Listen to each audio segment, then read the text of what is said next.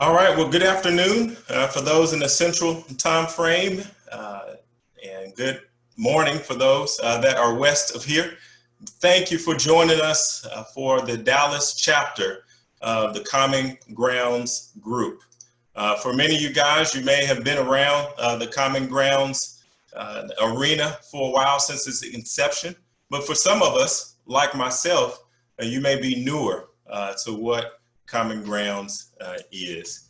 And just a quick housekeeping, our mission is to promote and pray for unity within the Stone-Campbell Restoration Movement through the development of local groups and gatherings and shared meals. But with COVID, we don't get to share meals or coffee as often as we would like to, but thank goodness for technology like Zoom where we can still connect. And we love Ephesians 4:3, it's kind of like our principal scripture, where we do want to maintain the unity of the Spirit through the bond of peace.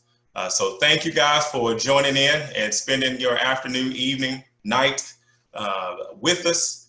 Today we have a great schedule that we will be doing for today. We got Nick Zola and Doug Foster who have decided to join us today. Thank you, Nick. Thank you, Doug, for joining us. For those that don't know Nick Zola, he serves as an associate professor of religion at Pepperdine University and previously an assistant professor of New Testament and early Christianity at Lincoln Christian University. He did receive his PhD of religion at Baylor University and has his MA in New Testament at Abilene Christian University. And even though he looks very young, Nick is a founding board member of Common Grounds Unity. So thank you, Nick, for joining us this afternoon. Also, Nick will be interviewing Mr. Doug Foster. He is our guest of honor for today. He has served as a professor of church history and director of the Center for Restoration Studies at Abilene Christian University for 27 years. So he is a little older than Mr. Zola, but not by much. And he now serves as a scholar in residence there as well. He has published a book that will be the topic for our conversation today, which is The Life of Alexander Campbell. So thank you, Doug Foster, for joining us today and spending some time just letting us into the book, you know, until we buy it, of course, in it. So what we'll do before I turn it over to Nick Zola, let's pray and we will get started. Dear Heavenly Father, as we come to you today, I do thank you for just the joy of seeing faces of people who love you so dearly. People who have taken on the call to follow your son, Jesus, and to be light and salt in this world. I pray for our time that is edifying, and we just enjoy just being able to hear from some of the things that Doug has found about Alexander Campbell and really see the connections, not only to what happened some 200 years ago, but the contemporary connections as well. We love you. We thank you, and all this we pray in your son, Jesus' name, amen. Before I turn it over to Nick Zola, if you have any questions that arise as Doug and Nick are conversing, please not text me, but communicate with me privately so that we can take all those questions at the end. We'll have a little Q&A. Without any further ado, Nick and Doug. Thanks so much, Clint. Let me just add a couple remarks here in terms of housekeeping and protocol. What I'm actually going to ask you to do is to turn off your video for the moment so that in terms of speaker view, it becomes very evident who is talking. So if you take a moment just to turn off your speaker, and then as Clint mentioned, there's a private chat feature. We'd prefer, just for the sake of keeping out distractions, not to have a lot of chat going publicly during the interview. But if you have a question, we will have some time for question and answer at the end. Send your question privately over to Clint. He will be logging those as we are speaking. And then at the end, we'll have about 15 minutes or so of Q&A that Doug will be able to address. Our plan for the next 30 minutes or so is for me to ask Doug some questions about Alexander Campbell and this biography that he's written. And then, as I mentioned from there at the very end, we will have time for some Q&A. So, Doug, welcome. It is a great honor and pleasure to have you participate in this Common Grounds Unity session. You have written this biography of Alexander Campbell. Let me hold it up here. A Life of Alexander Campbell. The back description here mentions the first critical biography of Alexander Campbell, one of the founders of the Stone-Campbell movement.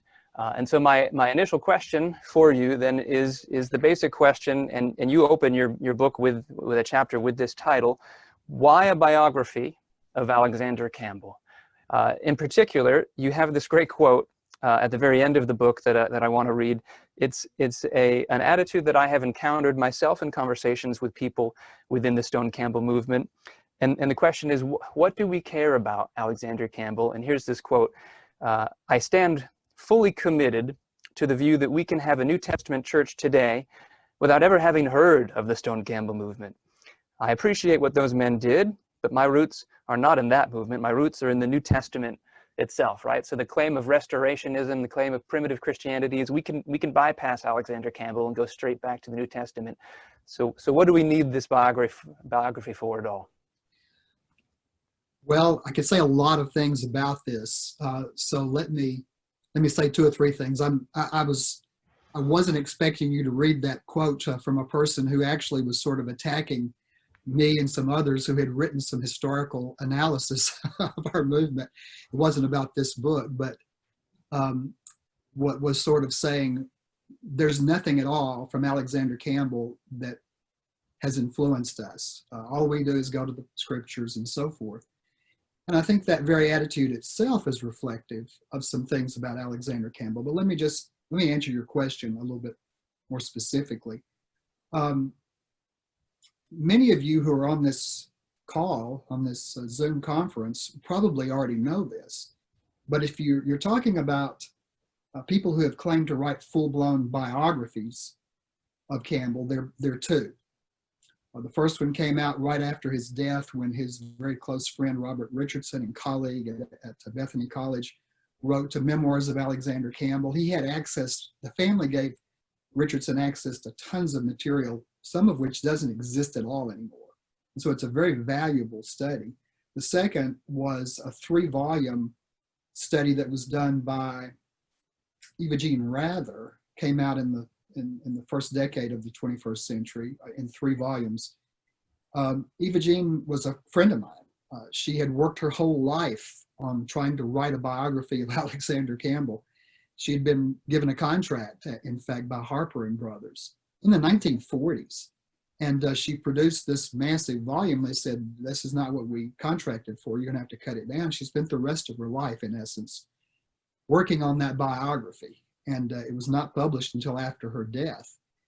And unfortunately, it's not footnoted. It doesn't have specific references. And a lot of the material that she has is merely a retelling of what Robert Richardson had told right after Campbell's death. So there are other books, lots of other books about Campbell, about pieces of his life, about parts of his life and thought. Many of you may have known or read Lewis Cochrane, who was a very gifted writer. He and his wife both, Bess Cochrane. But Lewis Cochrane wrote The Fool of God, which is a historical novel where he takes parts of Campbell's life. And so there's a lot of stuff out there.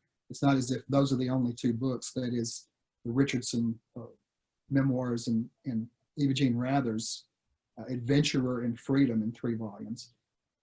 But you know, there's always been for me and for, I guess, many people who are in the churches of the Stone-Campbell movement, this assumption, even though I didn't hear it growing up, in fact, I heard just the opposite. You know, if Campbell was ever even mentioned, it was, we're not Campbellites. But those of us who have studied some history, been to school and looked at church history, particularly our movement, there's always been this very strong claim about the massive importance of Alexander Campbell for shaping the thought of our movement and all the pieces of it as that has developed through the last decades. But it was just a hodgepodge of things. It was just I mean, you could take people who were on every part of the theological spectrum and if they knew about Campbell or wanted to at all, they could bolster or back up their positions and ideas and condemn the folks at other places along the spectrum by using Campbell, by quoting Campbell. And so I really was deeply desirous of getting into Campbell's mind at a level that seemed to me, at least, that were not at a level that had not been fully explicated before, at least to me. And there may be people who understand, and I'm sure there are, understand Campbell a whole lot better than I, and I'm not making any pretensions for this being the final say on Campbell by any means. But that's what I really, really thought needed to be out there, to really go into some depth of his thought and spending time in his life, but trying to understand, why did he do this? Why did he say these things? What were the motivations behind it all? And I guess that's a critical biography. You know, some people might dispute the term, this is the first critical biography. I know that there are definitely critical scholarly studies on parts of Campbell's life and thought that I benefited greatly from. So I'm not trying to dismiss any of that. But it seemed to me that there was nothing like this. There was nothing that really tried to get into his mind, into his heart, to try to figure it out as best you can.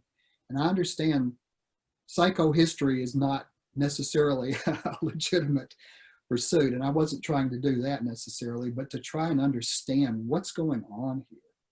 And the fact of the matter is, I've had people who are friends of mine who are not part of the Stone-Campbell movement at all, who've read the book, and they always say, I'm just so surprised at how prominent Campbell was in his day in the religious world of the 19th century, of the political world of the 19th century in America. It was just a surprise to them. And one person who's a very close friend, a religious editor of a newspaper, said, I'm just surprised, I've never heard that much about him. Do you think it was biased? Well, I'm not sure. I know that he certainly, and many of his followers would certainly, because of the sectarian exclusivist ecclesiology view of the church, would probably be happy for other folks not to give us the kind of scholarly or critical scrutiny, because we're just the church, right? We're not influenced by these historical circumstances. But I think that's the reason I wanted to write this biography. I thought that this was something that was not out there and it needed to be there, at least for me. If nobody else likes it, and I've been rereading a couple of chapters today, and I'm thinking, I should have written that a little differently. But anybody who's ever written knows how that goes. Yeah, that's an impossible task. Writing doesn't end. What I appreciate about this biography and the approach with which you've taken, right, is it's not what you might call a hagiography, right? So it doesn't elevate Alexander Campbell to sainthood. You don't pull your punches. You discuss the parts of Alexander Campbell that are harder for us to read, and then the parts that are truly admirable about his character, and you kind of show both sides that I think every human has, this tension, right, of somebody who on the one hand is committed to these great principles of Christianity, and on the other hand can be quite acerbic in his approach sometimes in his interactions with people. And I want to dive into that aspect in particular with these next two questions. So you spend a good deal of time in this book talking about Campbell's kind of two loves, or his two agendas, you might say. There's his agenda of the restoration of the ancient gospel, right? Of this return to what he and others have called primitive Christianity. And it's partly how we get our name for our movement, the restoration movement. We're trying to restore something. And so Campbell is weighing that on the one hand.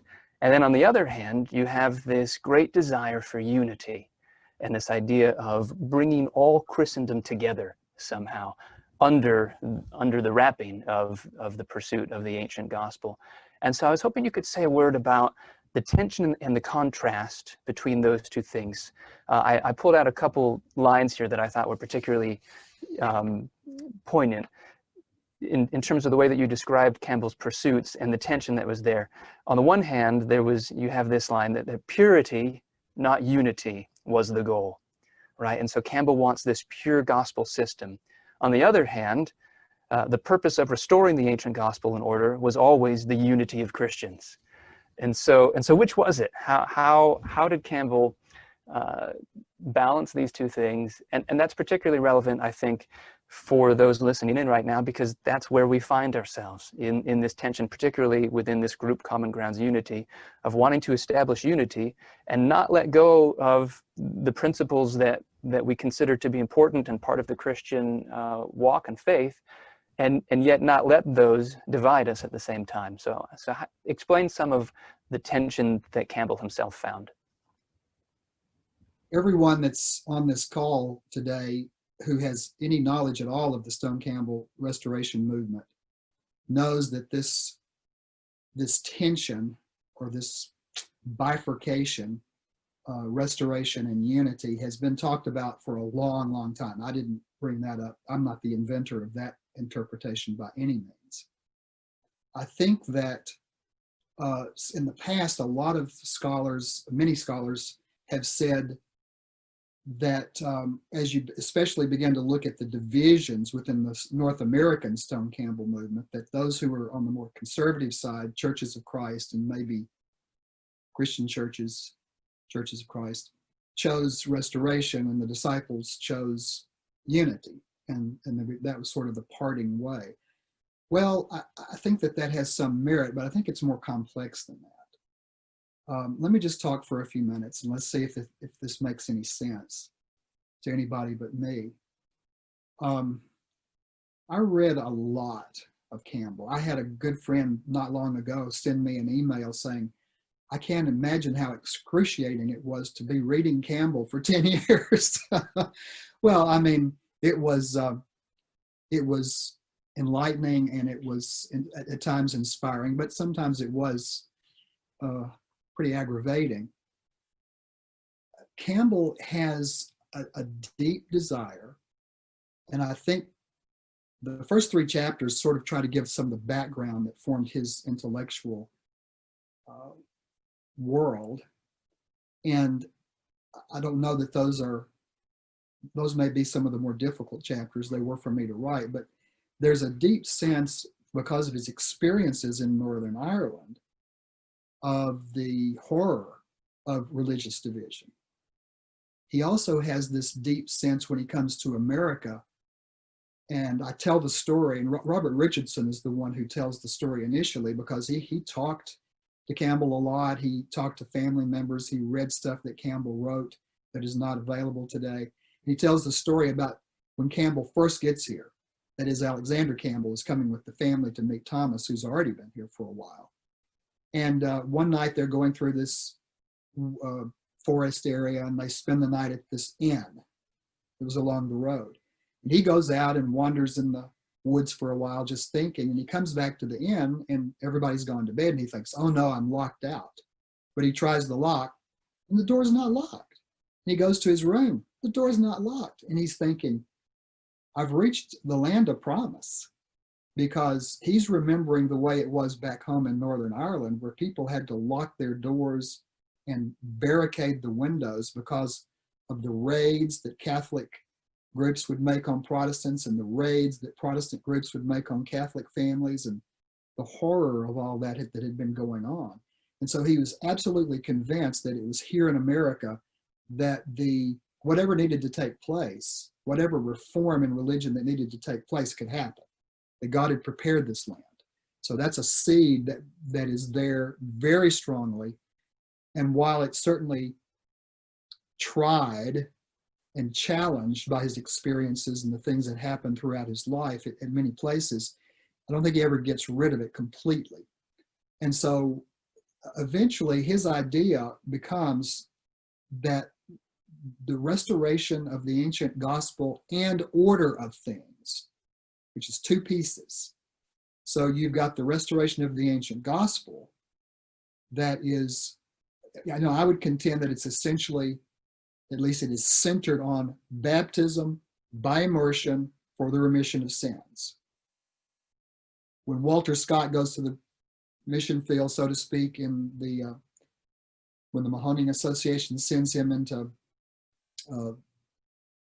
what's today Ohio, and he's preaching his sort of shorthand version of,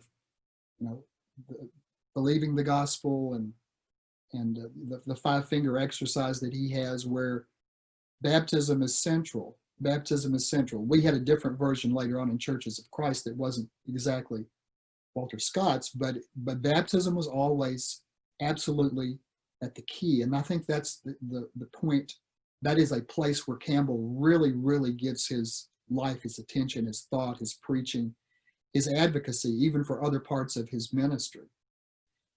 The ancient order is more of an ecclesiology. How do you set the church up? How is the church ordered?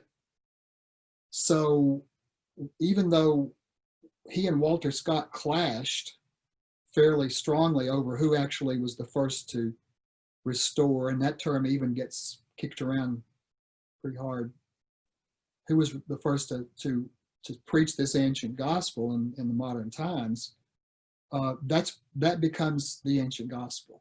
That becomes the ancient gospel. You hear and you believe, and you receive baptism, and you are forgiven of sins, and you have the gift of the Holy Spirit.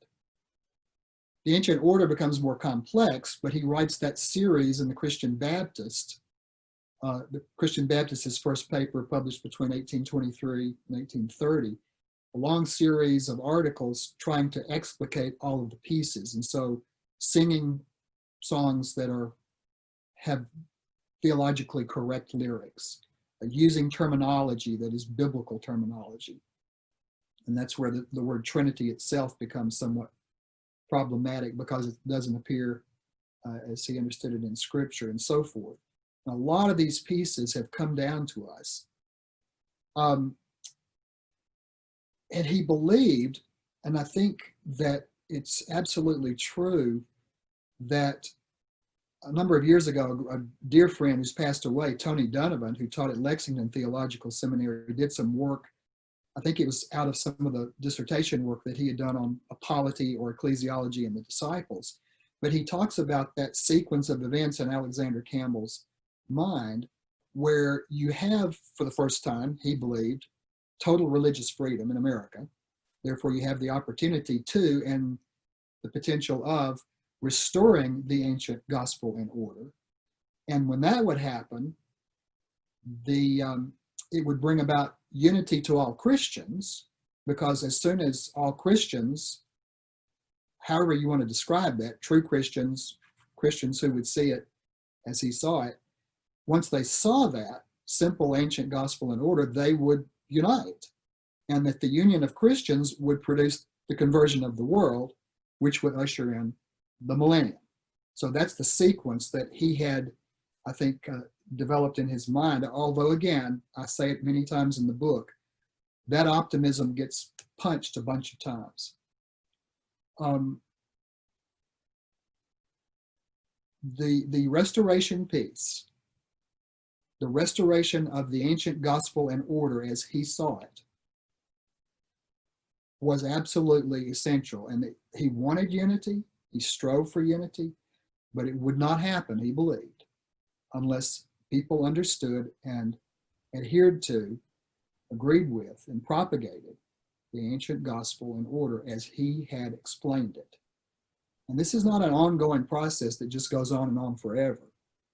In his mind, intellectually, you could, and I think he believed at times that it had been restored, and therefore this must be propagated as is. And people who really believed that, like he did, became very frustrated, and he did too, when all Christians didn't just say, oh wow, why didn't we see this before? It's so simple, and then come together in unity and so forth. And even the assumption that God had prepared America for this great work is challenged on numerous occasions. And sometimes he is absolutely almost at the point of despair over the political processes in America, the Mexican War, and of course the Civil War. So devastating to him. But as I see it, It is that is the restoration of the ancient gospel and order that is absolutely the key piece. That's the linchpin. That's what's got to be there. And the restoration of the ancient gospel and order at its core is immersion for the remission of sins. Despite his deep desire for unity, your book highlights a number of places where Alexander Campbell clashed with other people. He became notorious for these debates that he would host. I wondered if you would say a word, and you devote a large section to this, of all the people, even some of the people who began as allies, right? So there are these tragic moments with Walter Scott and others. Would you say a word about that? I think that was one of the newest parts for me, is you hear a lot of Alexander Campbell as hero, but you don't hear as much. And I have a couple quotes here, but one kind of critic said, though your arguments are forceful enough to convince everyone who hears that ever may read it or see it, the bitterness of the expressions unfortunately blind their minds with resentment so as to stop the entrance of truth. Or I was emailing with a colleague prior to this session to talk about it, Dyron Dougherty, who's a former student of yours, I think, and he sent along this quote, which is from Robert Richardson, the biographer that you mentioned earlier, who mentions Campbell's cold, incisive logic, the crushing strength derived from his singular knowledge of unwelcome facts, the shafts of piercing satire, the sharp two-edged sword of the divine word. So he had an ability to cut through people. Say a word about that. Yeah, you're exactly right about his clashes. That is by far the largest section of the book.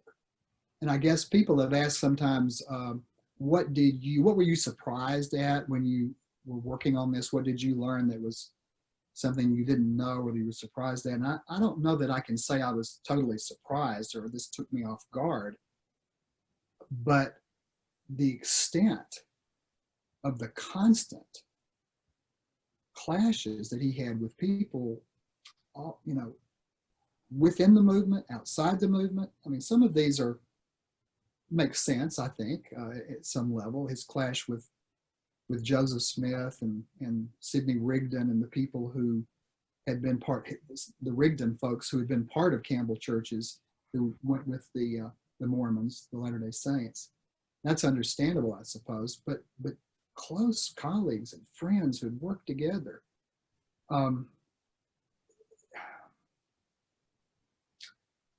Eva Jean Rather always dismissed his arrogance, I would call it, and his elitism as a Highlander spirited, part of him, and sort of talked about it in that way to sort of turn a negative perhaps into a positive.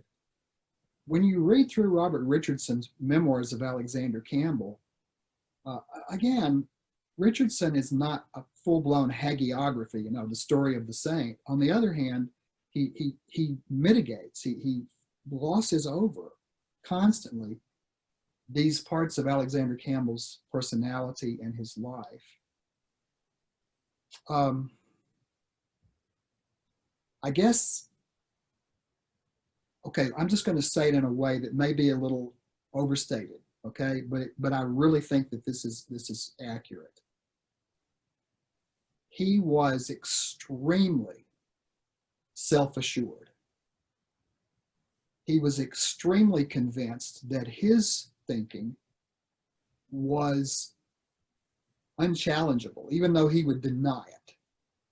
He was extremely convinced, as you quoted Robert Semple just a few minutes ago, the Baptist leader in Virginia, who said, he was sympathetic toward the Campbell reforms and read the McCalla debate on baptism. He said, it was brilliant.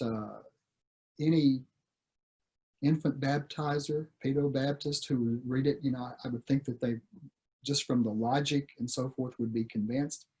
But the way you approach it and the way you denigrate people and the way that your arrogance comes through it, they don't listen. It turns them against what you're saying. And I think that Semple identified something, this is fairly early in Campbell's career, that is true throughout his whole career.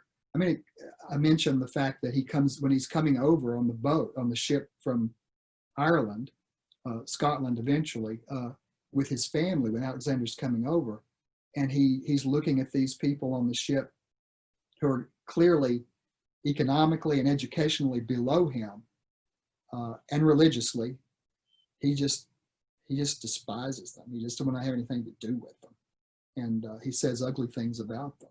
I mean, he's an elitist. He's arrogant. He believes that he's right, and that anybody who disagrees with him, again, I may be being a little bit superlative here, but I really think that this, I mean, I've spent 12 years in this guy's head, or trying to get into his head and reading everything he wrote. And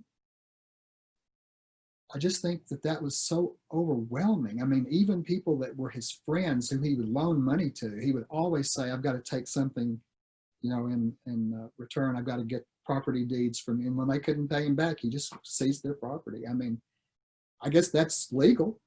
It's certainly legal. And that's the reason he had so many land holdings in a lot of parts outside of his own area. But goodness, it's an attitude that is not unique to us in the Stone-Campbell movement by any means, that we're the only ones who are right, and that people who disagree with me must be shown that they're wrong, or I'm going to, you know, do what I have to destroy and show everyone that they are.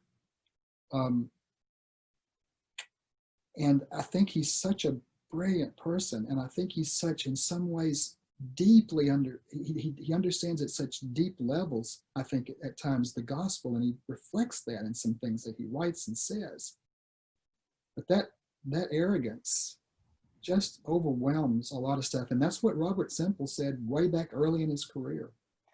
And Doug, I think that's the deep value of what you have produced for us here, is as I read this, I see myself in it. I see a mirror of where I've been, of where our movement has gone, right? I was going to say facetiously a moment ago, it's a good thing that we shed that aspect of, you know, of Alexander Campbell and didn't bring that along with us, but it's almost not worth joking about, because so much of the Stone-Campbell Restoration Movement has inherited that arrogance and that elitism and that exclusivity from Alexander in that way, and there's tragedy that comes along with that. And I want to use that then to get to this last question, and then make sure we have time to open it up to those who are here on the call with us.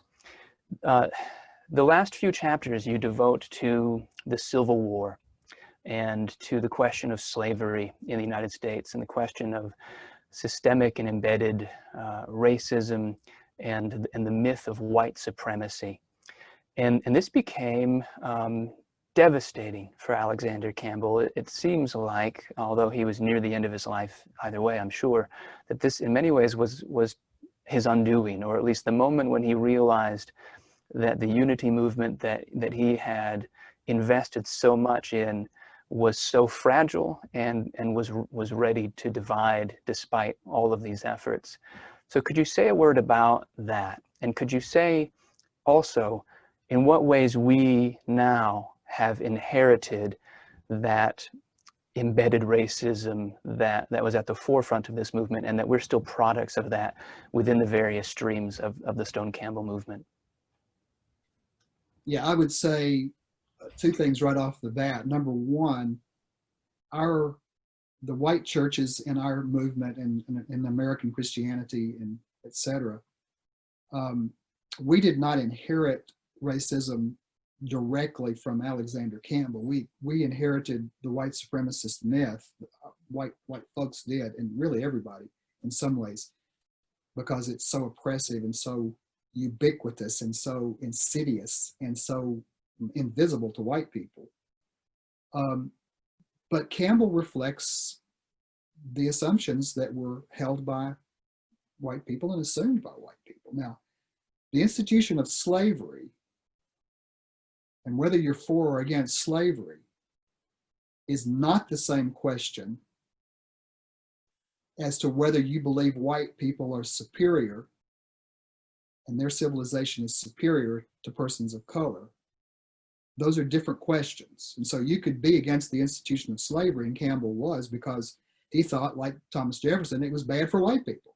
It was bad for the nation because it created bad attitudes among the people who were going to be ruling, attitudes of dominance and dependence on other folks to do your work for you and things like that. He did not think it was a moral evil. He did not think slavery was a moral evil. But I mean, again, he's not exceptionally virulent. He reflects what all white people reflected in those days. And that doesn't make it any better because somehow, even in his best and deepest understandings of the nature of the gospel, he couldn't see the evil of it. The Civil War itself, which was fought over slavery, was devastating to him because it challenged that seed and that faith and that belief that had been high and low, but had been there, present throughout most of his life, that America was the place where the Reformation that he believed God had given him and others, but especially him, charge of, the Reformation of religion. It challenged that idea because everything was falling apart. And I quote in the last section of the book, or at the beginning of the last section, where he says, the preface to one of the, I think it was 1862 or 3, maybe even earlier, after the war broke out, we believed and I still want to hope that God will use this nation and so forth, but it might not be. And then I quote later on in one of those chapters, the chapter on the Civil War, he says, I don't know how God's going to do this anymore. I thought I knew how it was going to happen. I thought it was going to be through this Reformation, this restoration. I just don't know anymore. All I can do is throw almost like a Kierkegaardian statement, throw myself into the arms of God or throw myself onto the mercy of God. He couldn't stop believing that God would do what God needed to do, but it devastated him. It really did. And I think it may have hastened his dementia, which again is very guardedly talked about in the Richardson book. I don't think it's talked about much at all about the same way in the Rather materials. But I think it probably hastened it because it was the article that he writes when he hears about the war breaking out is he's just, in the last paragraph, he's just literally screaming on the paper of the horror that he had of what was going on in this nation. I want to make sure we have time for questions, but because of the cultural moment that we're in the United States, I do want to make sure that I give you a moment just to talk about how have Stone-Campbell churches inherited this embedded systemic idea of whites can't associate with people of color, with blacks, of two streams of churches, really. Say a word about that and the ways that we're still feeling the effects of some of those early decisions, particularly Alexander Campbell's, what he considered kind of the moderating position where he wouldn't land on one side or the other, right, and therefore appeased nobody, essentially. We accepted after the Civil War, the white supremacist ideology was pervasive among white churches and among white society. So that's just ubiquitous, it's always there. But we picked up on a stream of theological thought after the Civil War that was most fully articulated by Southern Presbyterians, actually, in some of the journals that they published after Reconstruction, that basically said that the church's business, the church is not about issues of politics or social issues. We're about the gospel and teaching the pure, unadulterated gospel. Well, that was code word for saying that the issues that some people, and I certainly believe are moral Christian issues, segregation, subordination of the races, the systemic implementation of white supremacy that has come about throughout the rest of that century, the 20th century, and continues to this day. And I think that one of the things that has happened is that we, like all white, predominantly white churches, and we have black congregations, but we have relatively few congregations that are truly multiracial. And this is true with most Protestant groups, denominations, and even Catholic Church in many ways suffers from the same type of thing. And this is part of who we are, and for white people, it's not something that we have to think about, and we have not in the past generally had to think about. I would recommend Barclay Key's recent book, Race and Restoration, that does a thorough study of Churches of Christ in the time of the Civil War movement, and documents extensively how Churches of Christ were responding in the Civil Rights era of the United States. And we were responding overall, generally speaking, in a way that I think reflects the opposite of what the gospel is about. And I think that maybe events recently have brought this to a point for many people who haven't really thought about it, white people who haven't really thought about it that much, to say maybe there's something more here, maybe there's something that we need to think about. And this is not about trying to put a guilt trip on white people. This is about saying, what has Satan done to all of us? Because black people are affected in their own thinking by white supremacist ideology too. If you read articles on black self-hatred, I remember hearing Floyd Rose, a black preacher who had applied to ACC in those days, Abilene Christian College, and is before the time of its integration. And he applied. He had money that was going to pay off for all of his tuition, all of his fees, even a place to live. And he was rejected. And he went to speak to the president at the time, Don Morris, and Brother Morris just kind of hung his head and said, "I'm sorry, Floyd." And Floyd says, "I went out of that room with hatred in my heart." It wasn't hatred for Don Morris. It wasn't hatred for Abilene Christian University. It was hatred for my black skin. That's the kind of destructive effect. And, we could say, well, I'm not racist. Well, again, I hope that none of us are aggressive, hateful people who would try to hurt or harm intentionally any person, in this case, a person of color. What we don't realize is this is not about individual actions. This is not about how we feel. It's about how racism is so embedded in so many ways that are, again, invisible to white people, certainly not for black people. And I think that we as Christians, because we love each other and we love God, have got to become more and more aware of what's going on, what has gone on for the last 400 years.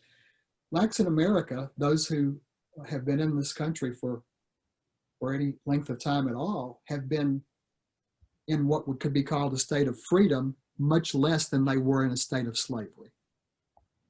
Slavery was not abolished until they had been, it's only been abolished a little over, 150 years? They were in slavery for 250.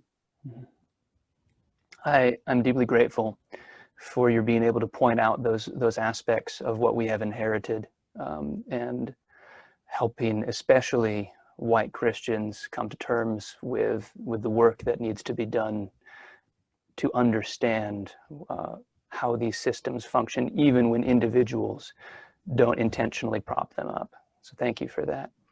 I know we're nearing the end of our time, but we do still have at least 5-10 minutes of time for some questions from the audience. So let me turn it back over to Clint, who has been collecting questions that come in on the private chat. So Clint, do you have one or two ready for us here? I do. Thank you again, Nick, for running the interview. And Doug, thank you again for just your contribution on the life of Campbell. First question, that's very interesting.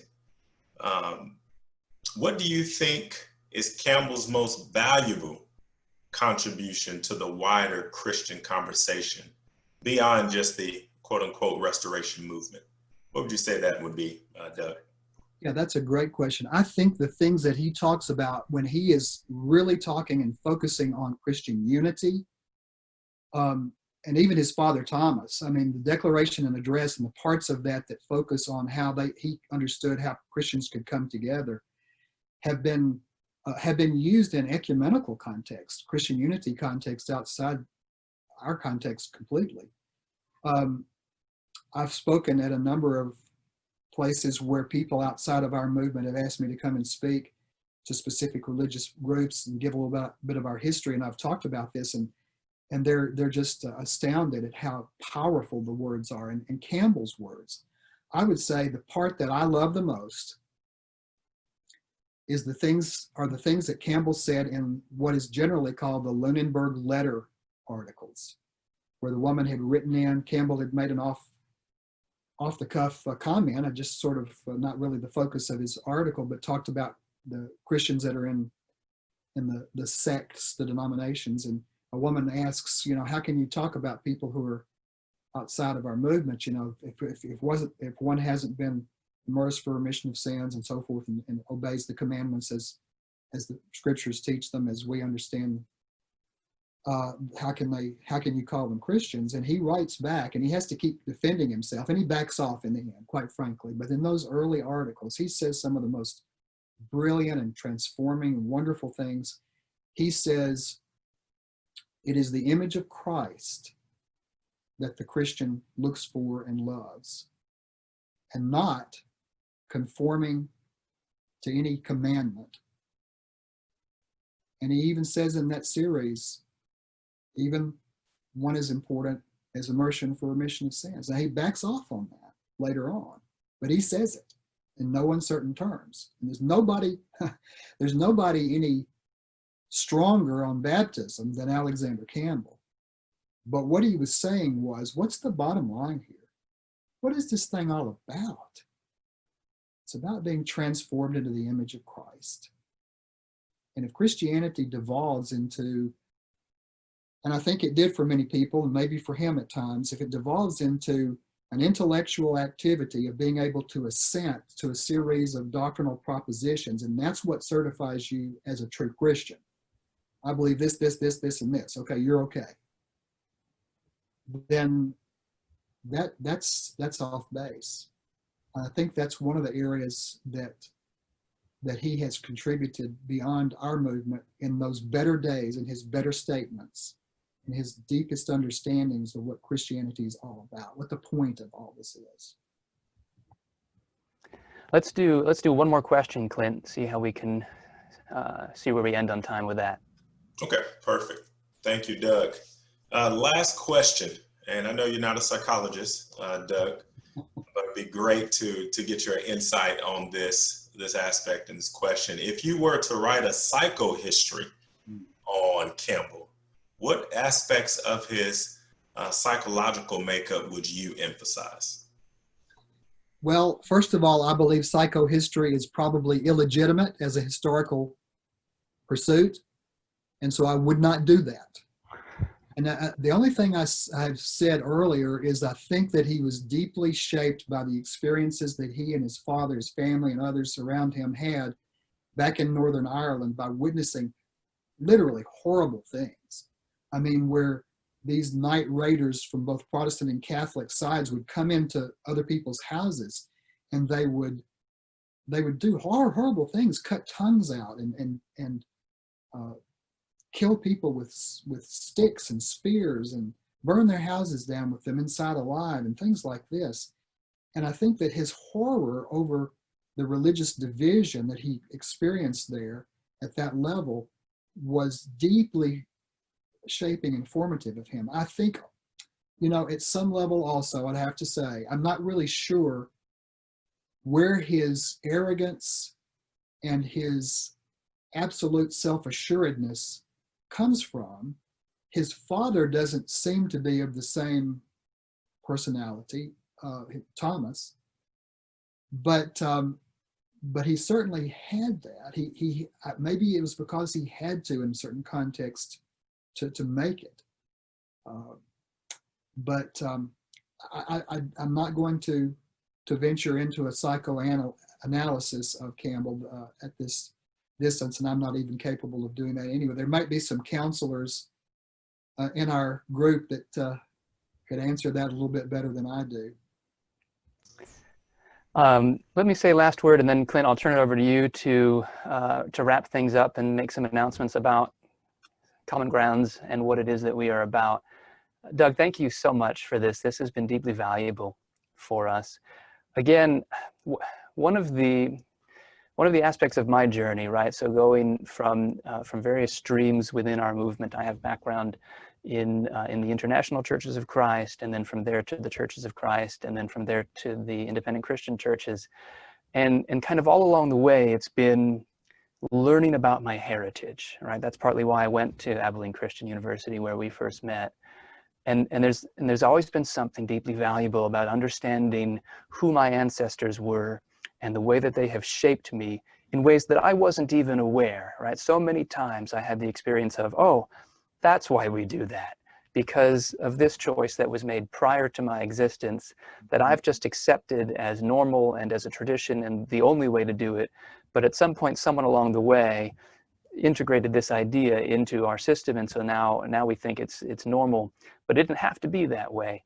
That's what I think the value of what you've produced for us is we can look at this biography and we can see something of where we came from, and we can learn about what has shaped us in ways that we weren't even aware. And once you become aware of what has shaped you, you can make conscious decisions to be reformed where you consider God asking you to be reformed. And so I'm grateful for the work that you've done here, and I hope that everyone, whether it's this book or in other areas, can spend the time to learn about the Stone-Campbell movement history, what has shaped us, so that we don't fall into the same traps as our predecessors, and so that we can move in a direction that God is calling us into. Clint, can you say a word about Common Grounds Unity and the website and so forth, and then we can wrap it up? Yes, so we'll put a couple items here right in the chat for you guys to be able to continue to follow us and engage in different ways within our group. And so, as we mentioned earlier, we are hosting from the Dallas chapter, but we do have chapters around the nation. So as you can see there in the chat, we do have local chapters, emerging chapters. So we have a map there that you can leverage to find the one closest to where you live. And also, one of the big things is, if you're not connected to us via Facebook already, or if you haven't seen our webpage, which is Common Grounds with an S, unity.org, that is a website for you to be able to engage in. And that may be also, we will let you guys know, definitely on the Facebook page, we will have this interview available. We'll let you know if there's any other mediums that you can revisit this video with Mr. Douglas Foster. So thank you guys again for coming, and to the words of Nick Zola, as he mentioned there, I thought was very pertinent, this quote by Robert Penn Warren, novelist and poet. He says, "History cannot give us a program for the future, but it can give us a fuller understanding of ourselves and of our common humanity so that we can better face the future." What we're doing right now within this group is helping our future. And as Nick has mentioned earlier, we do have a lot of like-minded people in different branches of Christianity, but this is the hardest thing. It's just sitting down and conversing with one another. So we're doing the hard things now. We just got to continue to do it until Christ comes back. So thank you guys. Again, if you're interested in starting a chapter, Russell Kirkpatrick has put his information there in the chat. So thanks again for you guys joining us, spending some time. Thanks, Nick Zola, again. Thank you, Douglas Foster. Again, I'll unmute everyone, and you enjoy the rest of your day or night, depending where you are. Thank you again. Okay.